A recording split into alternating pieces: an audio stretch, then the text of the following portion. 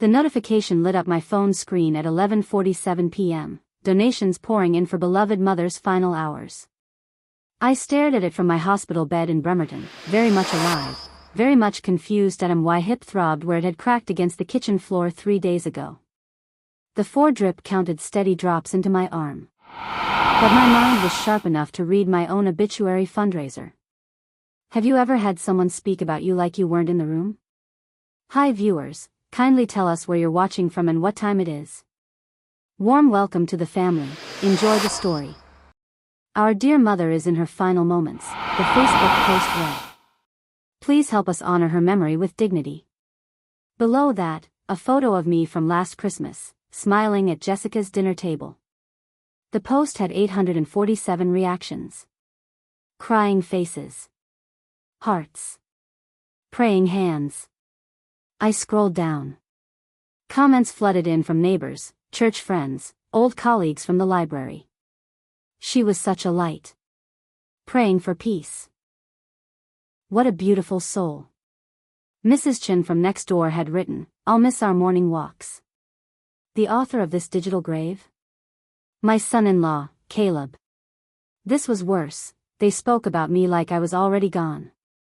My hands shook as I kept reading. In lieu of flowers, please consider a donation to help cover final expenses and support our family during this difficult time. A bright blue, "Donate Now" button pulsed below the text.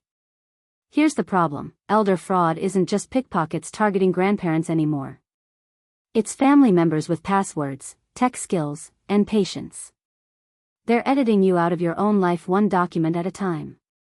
Follow along as we uncover how a 67-year-old retired librarian caught her own family trying to cash in on her death, before she was actually dead. The fundraiser had already collected $3,200. I took a screenshot. Then another.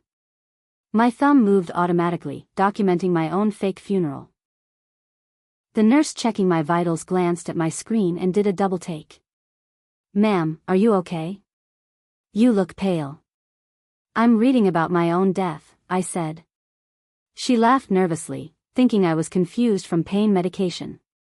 But when I showed her the screen, her smile disappeared. That's you in the photo. That's me right here in this bed." We stared at each other.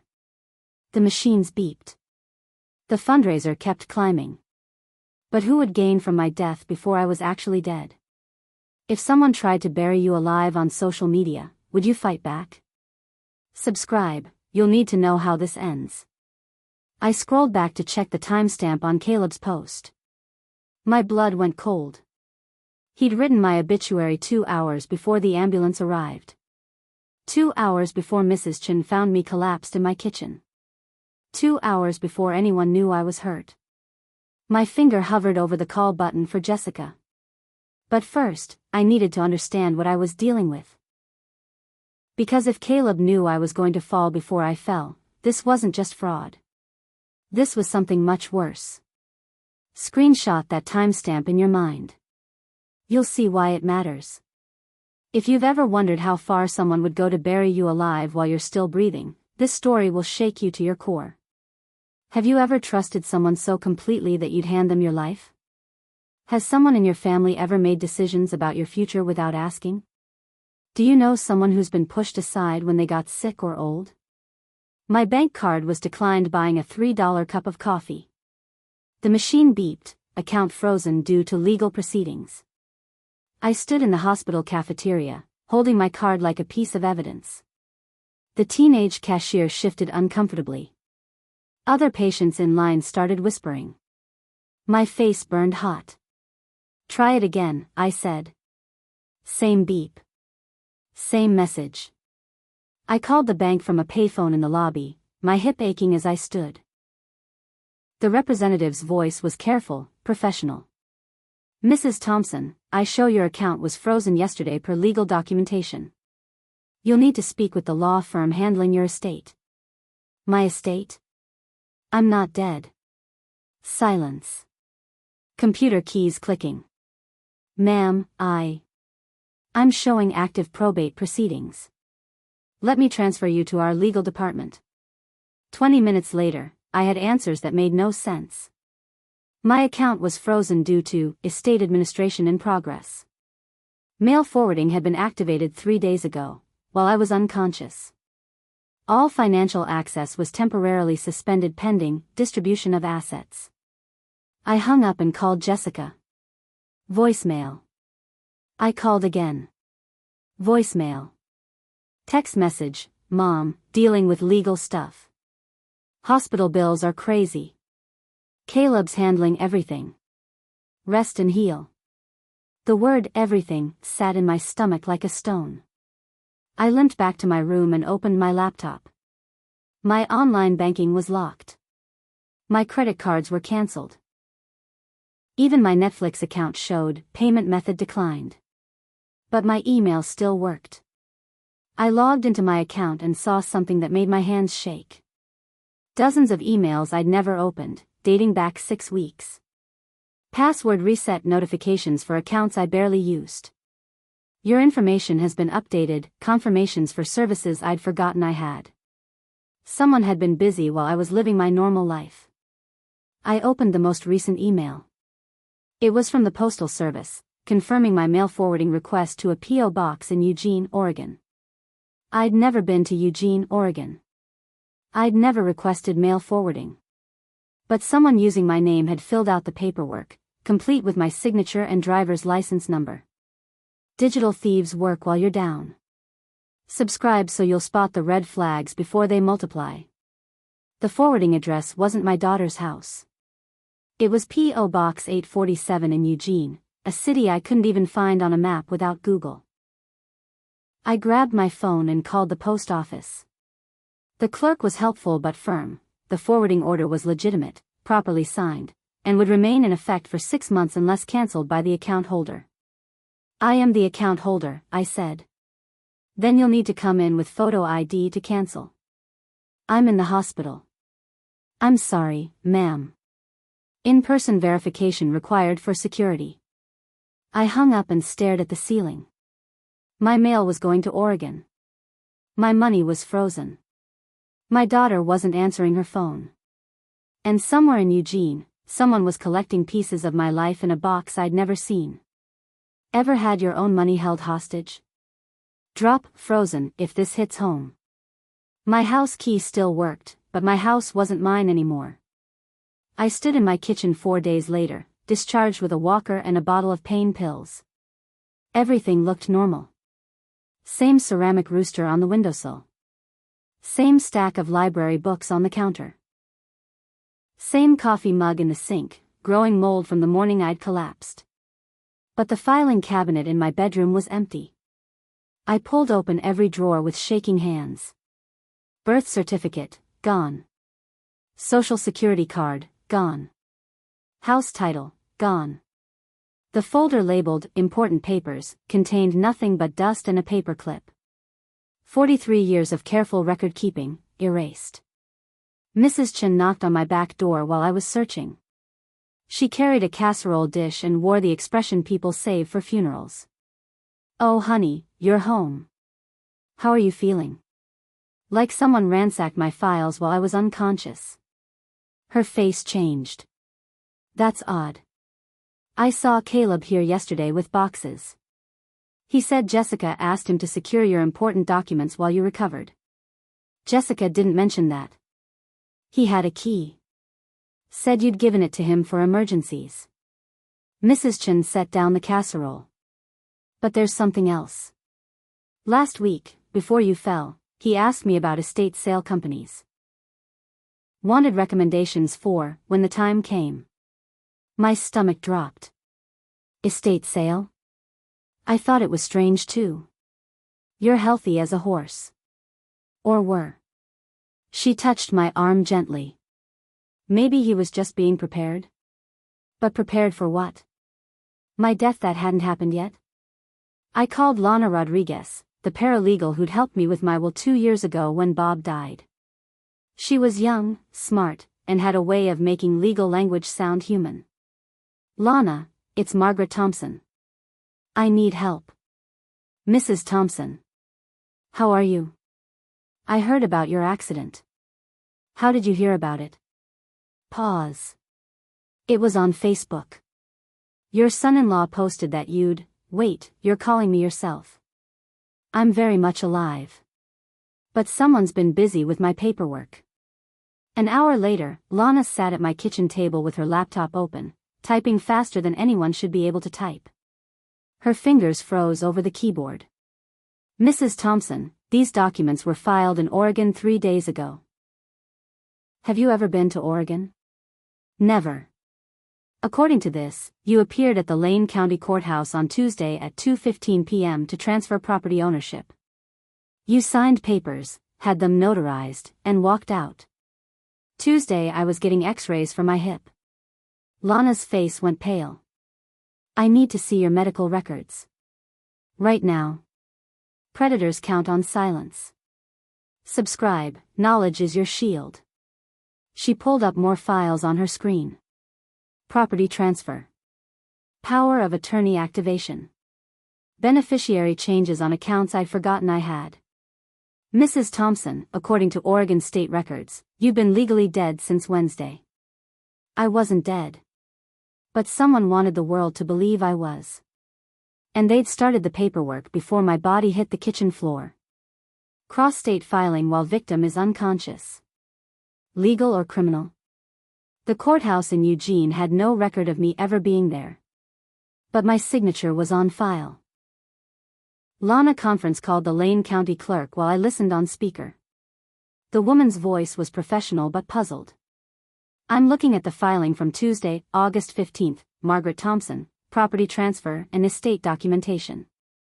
Notarized at 2:15 p.m. by Robert Hendricks. Can you describe the woman who signed? Lana asked. I wasn't working that day, but the documentation looks standard. Photo ID verified, signature witnessed, all procedures followed. Lana pulled up my medical records on her laptop screen.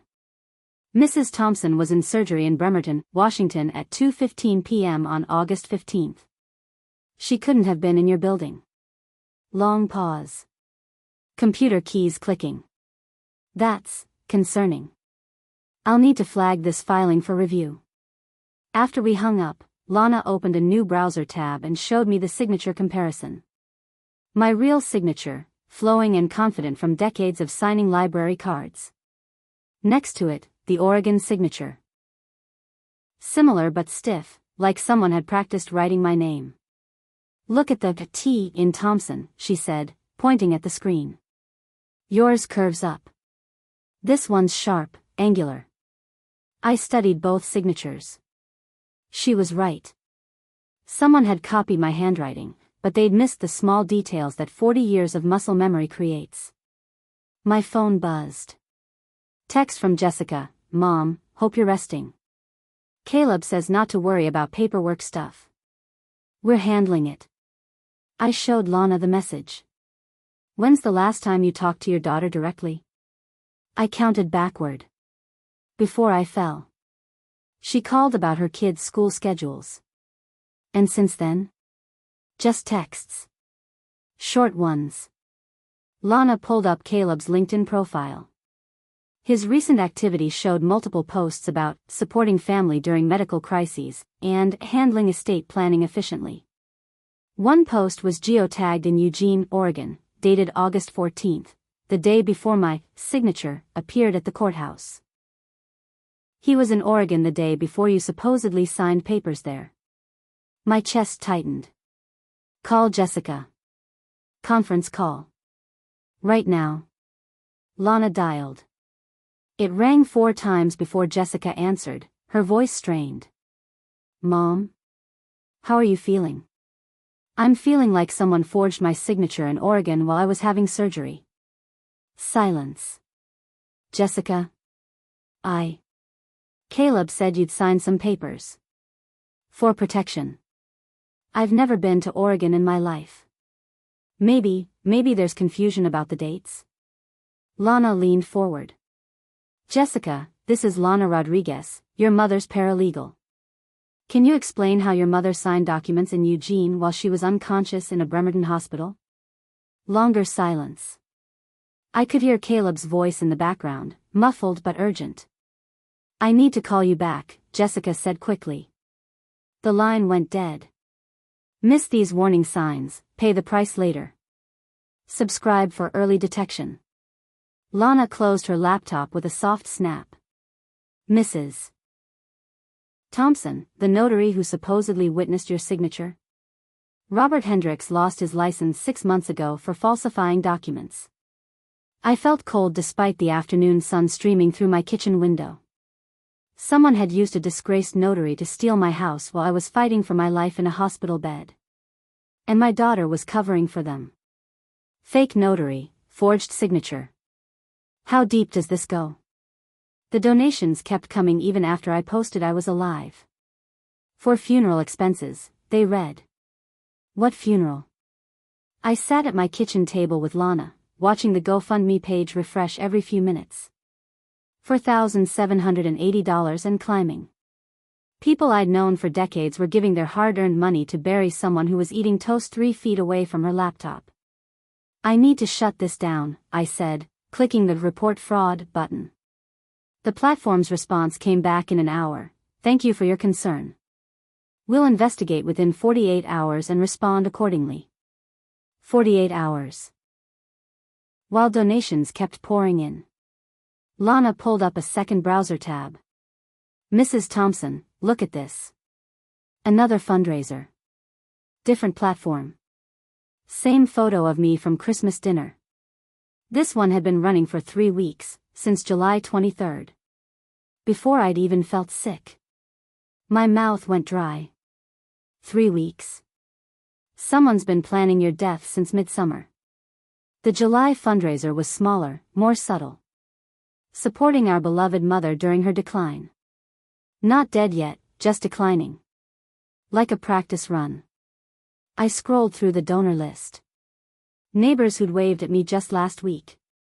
Church members who'd sat next to me in Sunday service. My old boss from the library had donated $200 with a note. Margaret was a treasure. Thinking of the family. They think I'm dead or dying, I whispered. But you're not. And now we can prove they've been planning this for weeks. Lana took screenshots of everything. Donation timestamps. Bank routing information. Even the IP addresses where the campaigns were created, all traced back to Caleb's devices. But the routing number for donations wasn't going to Jessica's account. It was going somewhere else entirely. Whose account is this? I asked, pointing at the routing details. Lana ran the numbers through a banking database. Her face went white. It's a business account. Estate Solutions LLC. Incorporated in Oregon 3 months ago. By who? Caleb Richardson. Your son-in-law just opened a company to profit from your death. They're counting on your silence. Subscribe to learn how she turned the tables. I stared at the screen until the numbers blurred. 3 months ago, I'd been healthy, happy, living my normal life. Watering my garden. Reading mystery novels. Planning a small birthday party for my granddaughter. While I was living, Caleb was incorporating. While I was gardening, he was filing paperwork. While I was reading about fictional murders, he was planning a real one. The second fundraiser had collected $1,900 in 3 weeks. People had been mourning my decline while I was picking tomatoes and complaining about the weather. I wasn't dying 3 weeks ago. But someone wanted $6,680 worth of people to think I was. Pre-planned death fundraiser. Comment, premeditated, if this shocks you. Lana pulled up metadata that made my hands shake. Your will was edited while you were getting x-rays. We sat in the corner booth at Stella's Diner, her laptop open between coffee cups and my medical records spread across the Formica table. She'd been working on my case for 2 days straight, and the evidence kept getting worse. Look at this timeline, she said, pointing at her screen. August 12, 3:42 p.m., you're in radiology getting your hip examined. Same day, same time, someone accessed your digital will from a computer in Eugene, Oregon. I leaned forward, reading over her shoulder. The document version history showed 19 separate edits between my collapse and my discharge. 19 changes to my life while I was fighting for it. What kind of changes? Executor updated from Jessica to Caleb. Beneficiary percentages shifted. Property distribution completely rewritten. She scrolled down the page. But here's the interesting part. Version 12 removed both your daughters entirely. Removed them? Completely. No inheritance, no mention, nothing. Like they never existed. My coffee went cold in my hands. Then what happened? Version 13, created 6 hours later, put them back in. But now Caleb controls everything as primary executor and estate administrator. I studied the screen, trying to understand. Why remove them just to add them back? Lana's fingers traced the timeline. Control psychology. Make Jessica think she almost lost everything, then position Caleb as the one who protected her inheritance. Classic manipulation. She opened another tab showing IP address logs.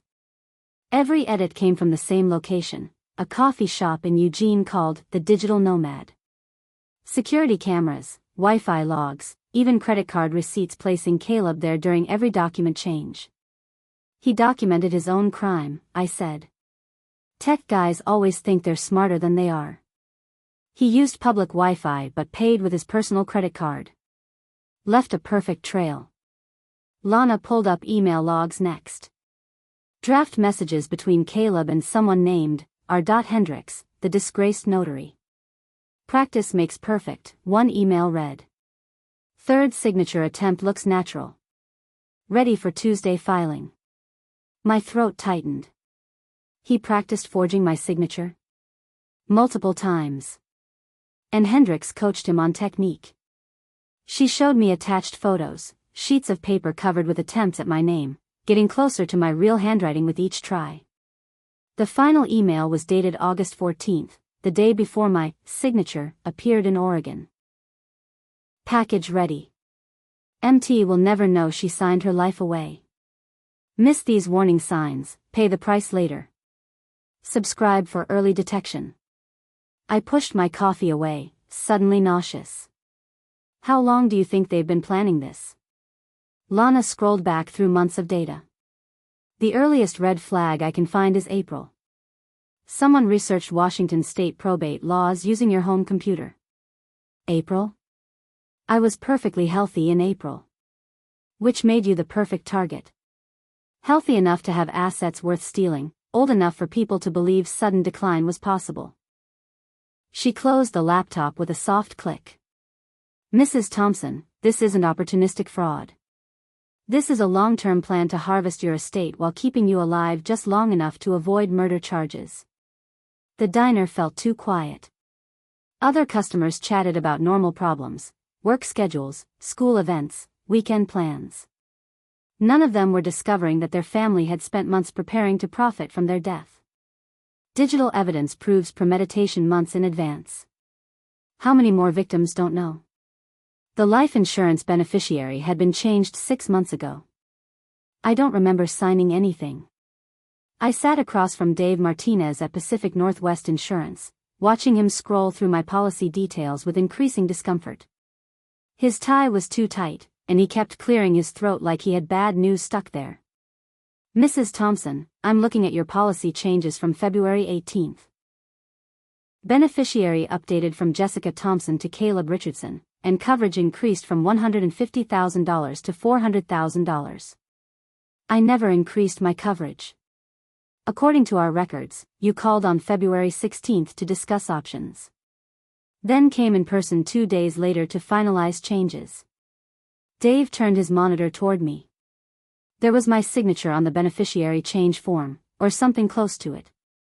Below that, a phone recording timestamp, customer verification call, February 16th, 11:23 a.m. Can I hear that recording? He clicked play. A woman's voice filled the small office. Yes, this is Margaret Thompson.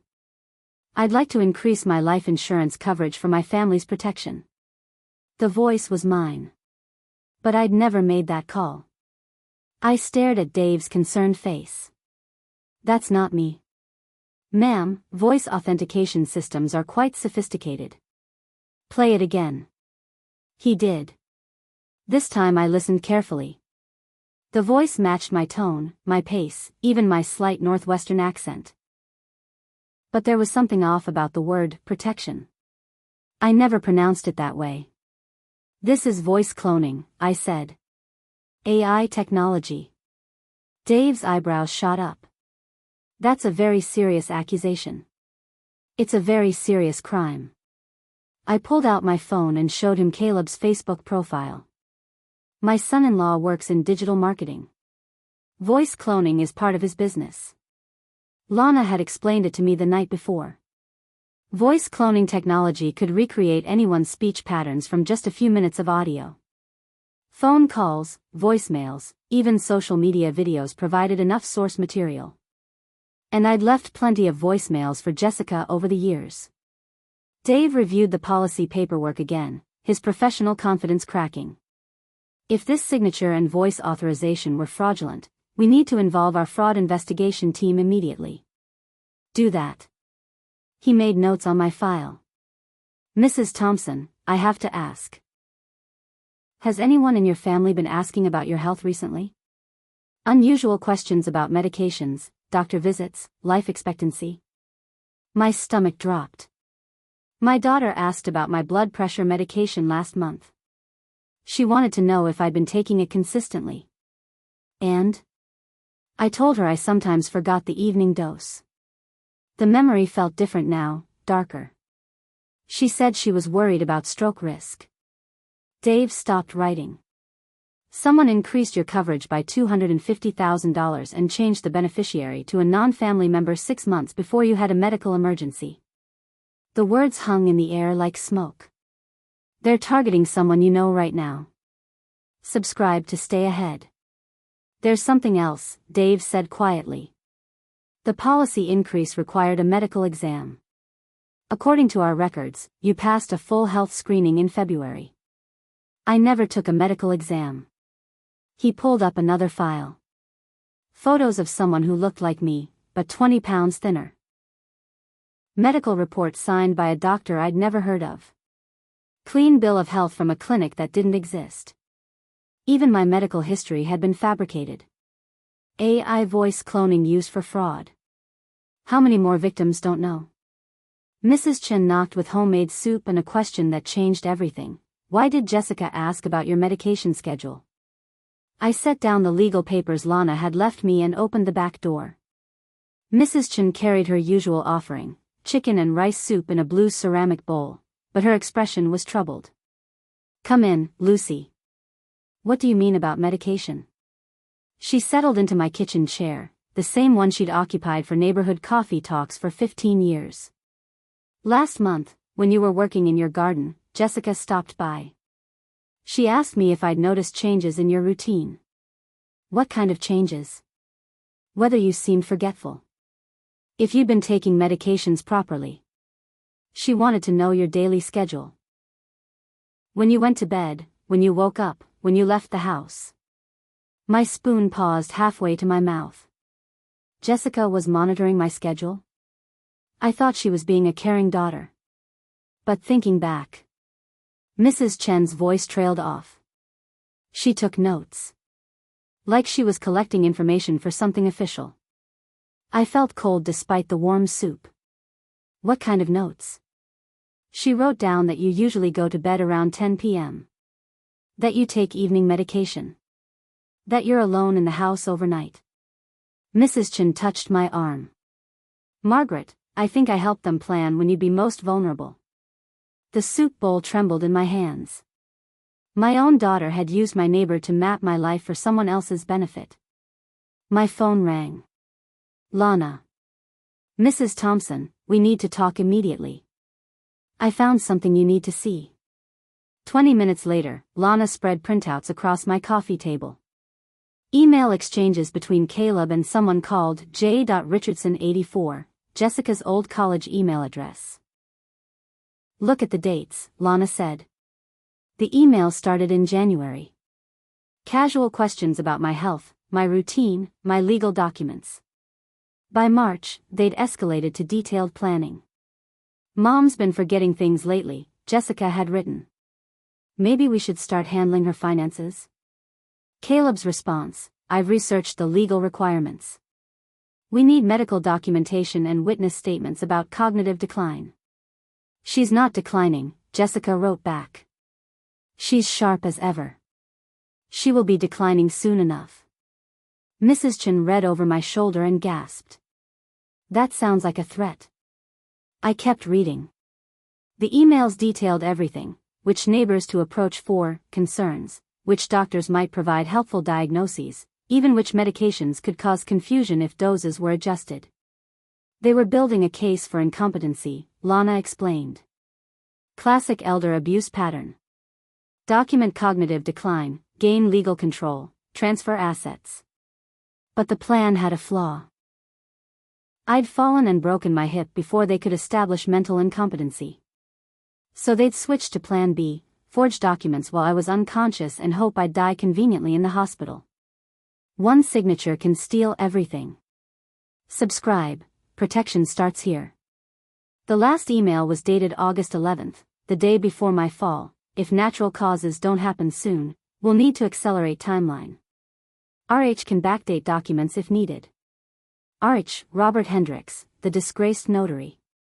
Mrs. Chen set down the papers with shaking hands. "Margaret, they weren't waiting for you to die naturally." "No," I said, my voice steady despite my racing heart. "They were planning to help it along." I looked at both women, my neighbor who'd unknowingly helped them surveil me, and my paralegal who was helping me fight back. "Lana, I want to file a police report. Tonight." "Mrs. Thompson, we should gather more evidence first." "No."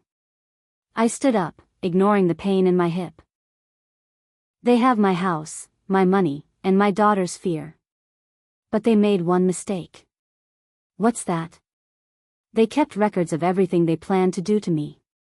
Elder fraud happens fast and quiet. Subscribe for loud, clear warnings." Detective Maria Santos looked up from my printed emails with the expression cops get when a case just got serious. "Mrs. Thompson, how long have you suspected your son-in-law was planning this?" I sat in the hard plastic chair across from her desk, my walker leaning against the wall. The police station smelled like coffee and disinfectant. "I've suspected for 4 days. He's been planning for 8 months." Santos spread the evidence across her desk like playing cards. Bank records. Document timestamps. Email trails. Voice analysis reports from the insurance company. The photo comparison between my real signature and the Oregon forgery. "This level of planning suggests your son-in-law has done this before." "Before?" She pulled a file from her drawer. "We've been investigating a series of elder fraud cases across Washington and Oregon. Similar methods: voice cloning, document forgery, strategic medical emergencies. All targeting women over 60 with substantial assets and limited family oversight." My chest tightened. "How many cases?" 7 confirmed victims in the last 2 years. 3 in Washington, 4 in Oregon. Total losses over $2.8 million. Santos opened the file and showed me photos. 7 women who looked like me, widowed, independent, trusting. All had died within 6 months of their cases being reported. All had family members who'd gained financially from their deaths. They died? Natural causes, according to medical records. But the timing was convenient for beneficiaries. I studied the photos, memorizing each face. "You think Caleb killed them?" "I think Caleb learned that it's easier to wait for natural death than risk murder charges. But sometimes natural death takes too long." Santos pulled up Caleb's travel records. Business trips to every city where victims had lived. Timing that corresponded with document filings and policy changes. He's been refining his technique for 2 years. "You were supposed to be victim number 8. "Supposed to be?" "You made one mistake from his perspective, you survived. Most targets die within weeks of the initial medical emergency. Hip fractures in elderly women often lead to complications, infections, decline. I thought about my hospital stay. The infections that never came. The complications that didn't develop. The recovery that surprised everyone, including my doctors. I disappointed him by living. You destroyed his timeline. And when timelines get destroyed, criminals make mistakes. Santos showed me the last piece of evidence. A text message thread between Caleb and an unknown number, dated 3 days after my hospital discharge. Old bird didn't die. Need new plan. How long can you stall discovery? Maybe a month if daughter stays quiet. After that, problems. Fix it or find new territory. They're targeting someone you know right now. Subscribe to stay ahead. I looked at Detective Santos across her cluttered desk. What happens next? We arrest him. Today. But Mrs. Thompson, I need to ask, are you prepared for your daughter to choose between protecting her children and protecting you? The question hit like a fist. Jessica was a victim too, trapped between a manipulative husband and threats to her kids' safety. She's already chosen, I said. She gave me the recordings. Santos smiled for the first time since I'd walked into her office. Then let's go get him. One signature can steal everything. But one recording can end everything too. They arrested Caleb at his office during a client presentation about protecting digital assets for family security. I wasn't there to see it happen, but Jessica called me crying 20 minutes after the handcuffs clicked. Her voice was raw, broken, relieved. Mom, they got him. The police just took him from his office. I sat in my living room, staring at the empty space where my filing cabinet used to be. How do you feel? Scared. Free. Guilty. She sobbed into the phone. I should have stopped him sooner. You were protecting your children. I was protecting myself. I was a coward. Through the window, I watched Mrs. Chen watering her flowers like it was any normal Tuesday. But nothing about this Tuesday was normal. My son-in-law was sitting in a jail cell, and my daughter was finally telling me the truth. He showed me articles about elder fraud prosecution, Jessica continued. Said if I didn't cooperate, he'd claim I was the mastermind. Said no jury would believe a tech consultant over a high school vice principal. But you kept the recordings. I kept everything. Screenshots, emails, voice messages. I was building evidence while pretending to go along. Detective Santos had been right. Jessica hadn't chosen between her children and me. She'd chosen all of us over Caleb. My phone buzzed with a text from Lana, Caleb's bail hearing tomorrow. Judge reviewing flight risk assessment. This is big. I called her back immediately. Mrs. Thompson, the DA's office wants to meet with you Thursday. This case is going federal due to the cross-state nature and multiple victims involved. Federal? FBI handles cases involving interstate fraud, identity theft, and organized elder abuse. Caleb's pattern spans multiple states and jurisdictions. I felt dizzy thinking about it. 8 months ago, I'd been a retired librarian worried about my garden and my granddaughter's grades. Now I was a federal case witness in an interstate fraud investigation. Lana, what does federal mean for Jessica? She's a victim and a witness, not a defendant. Her cooperation will be crucial for prosecution. But cooperation meant testifying against her husband. It meant their children learning their father was a criminal. It meant rebuilding their entire life while he sat in prison. Elder fraud happens fast and quiet. Subscribe for loud, clear warnings. My doorbell rang. Through the peephole, I saw a news van parked outside and a reporter with perfectly styled hair holding a microphone. This story was going public whether I wanted it to or not. I opened the door before she could knock again. Mrs. Thompson? I'm Diana Walsh from Channel 7 News. We'd like to talk to you about your case against Caleb Richardson. How did you find out about my case?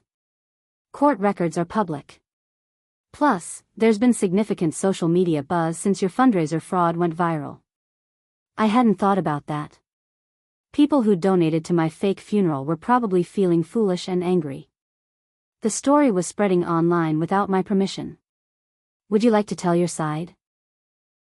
I looked at the camera, thinking about the other 7 women who hadn't lived to tell theirs. Yes. I would. When predators get desperate, they get dangerous. What's his final move? Agent Martinez called Tuesday morning. Mrs. Henderson, we need your help. Caleb doesn't know we're watching him yet. My hands shook as I held the phone. 3 weeks since the federal agents knocked on my door, and now they wanted me to be bait. What exactly are you asking me to do? I whispered, checking my windows like Caleb might be lurking outside. We need him to access your accounts one more time. On record. With witnesses. The plan sounded like something from a movie. I'd pretend to have another medical episode, go to the hospital, and let Caleb think he had another chance to file paperwork. Federal agents would be watching every keystroke, every document, every lie. He's done this to 7 other families, Martinez reminded me. Your case is our strongest. You kept records. You fought back. Have you ever had to choose between your safety and justice for others? Drop a comment below. Your story might help someone else find courage when they need it most. ***. That afternoon, Jessica visited. Really visited this time, not the awkward coffee meetings we'd been having since everything came out. Mom, I'm scared, she admitted, sitting on my couch. What if he finds out you're working with the feds? Then we deal with it together, I said, taking her hand. Like we should have from the beginning. She started crying. I should have seen it. The late-night computer work, the way he always handled our finances, how he insisted on managing your emergencies. Honey, he's a professional. He fooled judges, banks, and investigators. You were his wife, not his business partner. But I was lying a little. Part of me was still angry she hadn't questioned more, hadn't visited more, hadn't trusted her instincts about her own mother. That anger was useful now, though. It kept me sharp. Thursday came too soon. I called 911 from my kitchen, just like before, but this time with a federal wire taped to my chest and agents parked 3 blocks away. Jessica? It's Mom. I'm headed to the hospital again. Chest pains. I heard her gasp, then muffled conversation in the background. Mom, we'll be right there. Within an hour, Caleb was at the hospital, but not visiting me. He was in the parking lot on his laptop. Agent Chin, disguised as an orderly, watched him access 3 different websites from his car. Bank of America login, estate planning portal, and GoFundMe, Chin reported through my earpiece. He's moving fast. By evening, new posts appeared. Margaret's condition has worsened. Doctors say this could be it. The fundraiser goal jumped to $15,000. But this time, every click was recorded. Every forged signature captured. Every lie documented by federal agents who'd spent weeks learning his patterns. We got him, Martinez texted me at midnight. But getting him and proving it were different things. Tomorrow would bring lawyers, hearings, and Caleb finally realizing he wasn't the smartest person in the room. Are you subscribed yet? Hit that button because tomorrow's chapter reveals how a retired librarian outplayed a tech expert at his own game, ***. The courthouse smelled like floor polish and broken dreams. Caleb sat across the room with his lawyer, finally understanding he was trapped. I wore my best navy dress, the one I'd worn to parent-teacher conferences when Jessica was small. Today felt just as important, but deadlier. Mrs. Henderson, his attorney approached during recess. My client would like to discuss a settlement. Your client should have thought about that before he tried to bury me alive. Judge Williams called us back. The evidence presentation took 2 hours. Bank records, forged documents, recorded phone calls, metadata analysis. The government's tech expert explained how Caleb had edited legal documents while I was unconscious, using remote access and timestamp manipulation. The defendant demonstrated sophisticated knowledge of digital evidence tampering, the expert testified. He assumed elderly victims wouldn't understand modern fraud techniques. Wrong assumption. Caleb kept glancing at Jessica, who sat behind me with Lana. My daughter hadn't spoken to her husband since his arrest 2 weeks ago.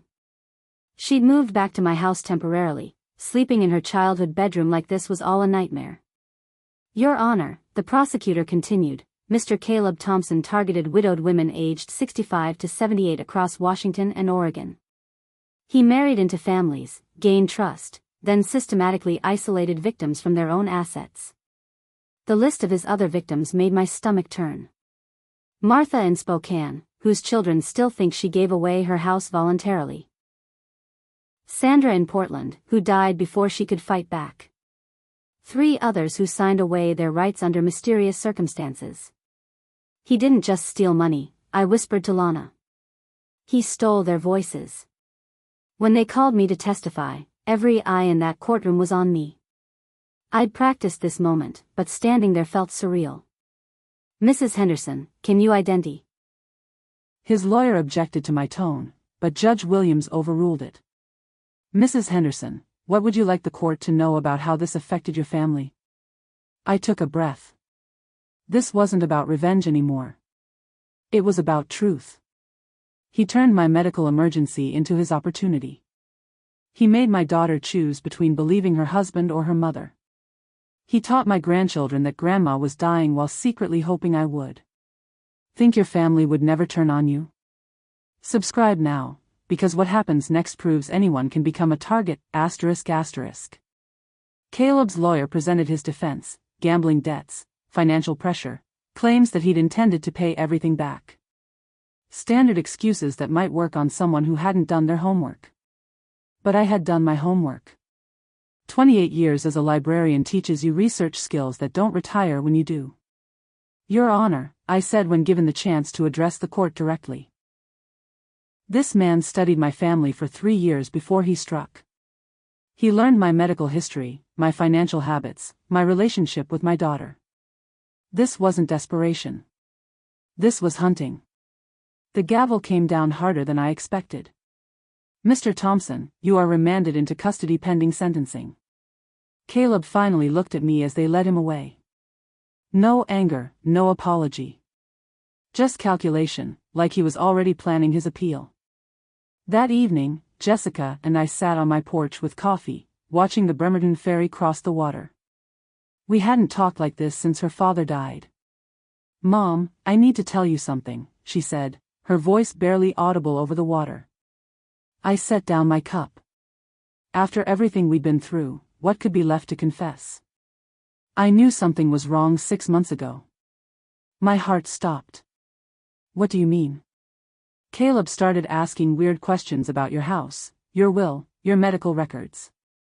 He said it was just planning ahead, being responsible. She wiped her eyes. But he was too interested. Too detailed. I wanted to be angry, but mostly I felt tired. Why didn't you tell me? Because I was scared you'd make me choose between you and my marriage. And because... She paused, looking out at the water.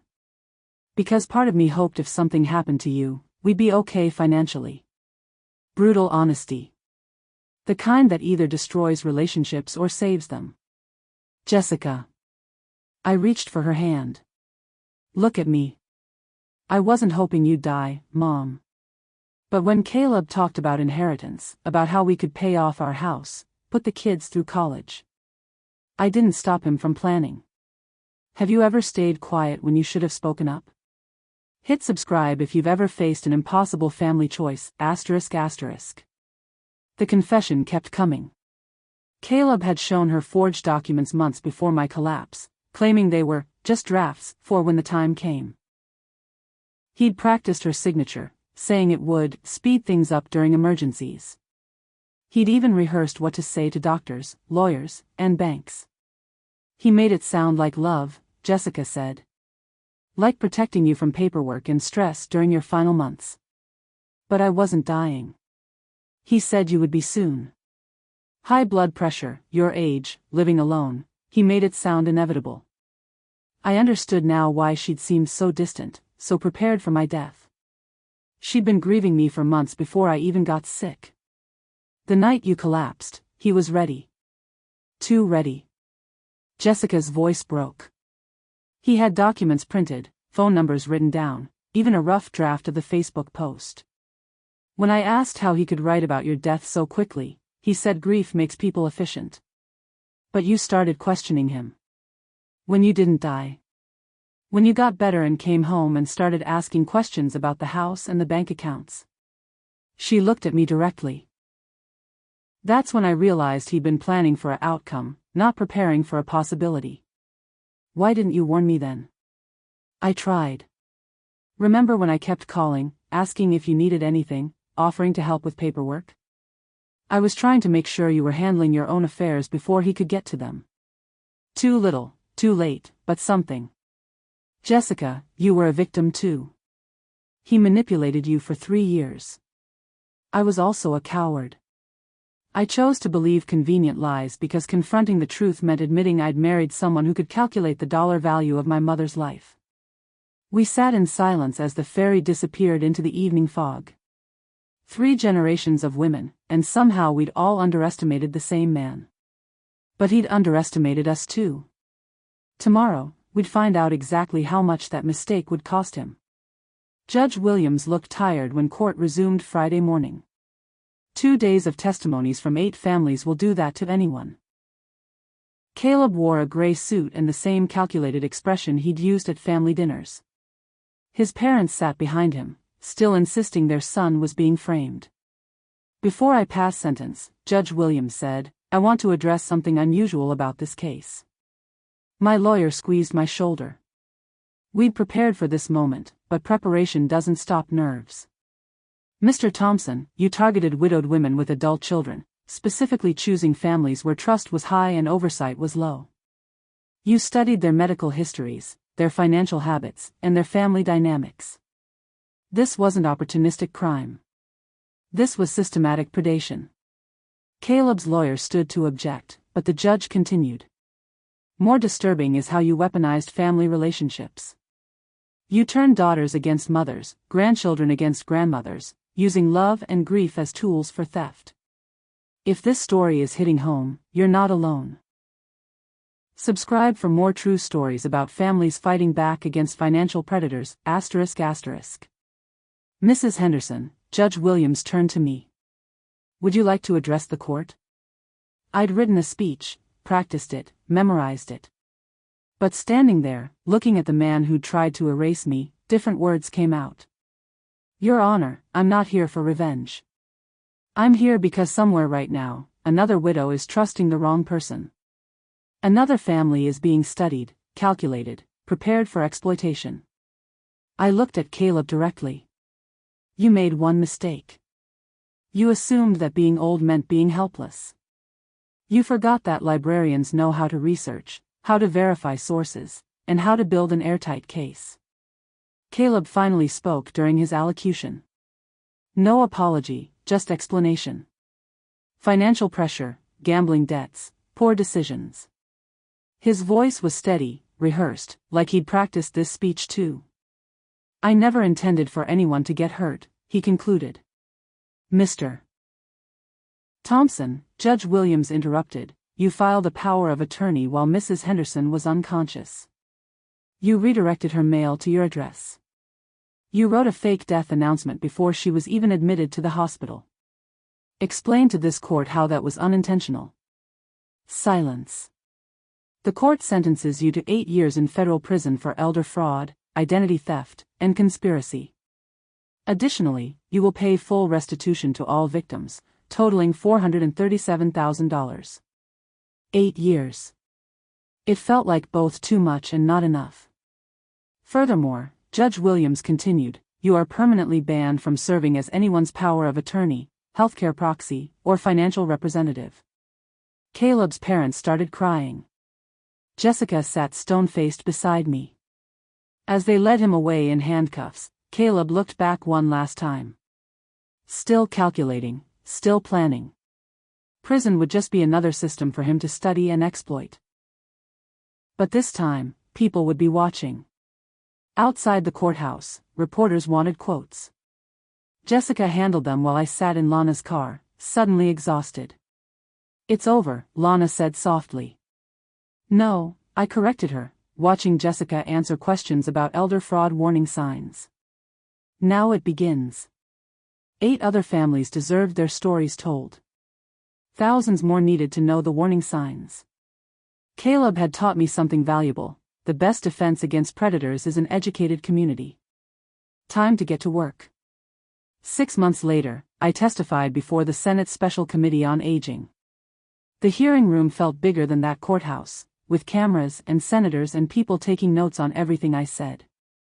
"Mrs. Henderson," Senator Collins began, "your case has helped us understand how digital tools are being used to exploit elderly Americans. Can you explain what changes you'd recommend?" I adjusted my microphone, thinking about Martha in Spokane, Sandra in Portland, and the 3 other families whose stories had become part of our case. "Senators, the problem isn't technology. It's assumption.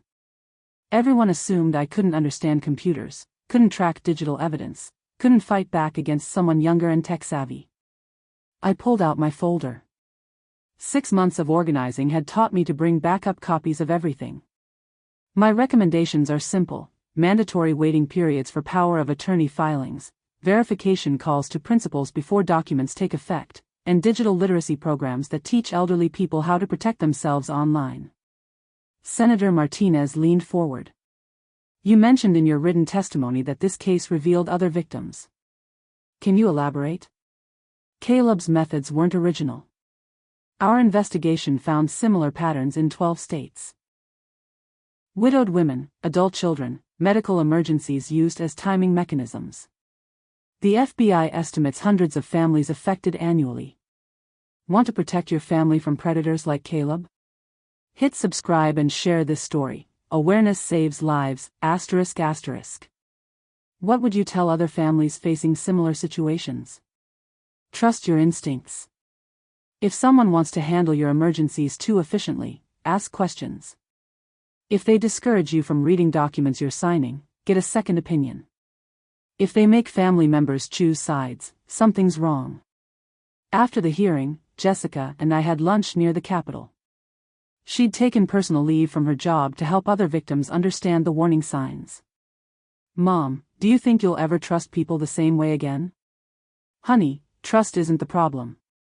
Verification is. Trust and verify, like Reagan used to say." She laughed. "You're quoting politicians now?" "I'm quoting librarians. We've always said that." If you're still watching, you understand that sometimes the most important stories are the ones that almost never got told, ***. The restitution money came in pieces over 18 months.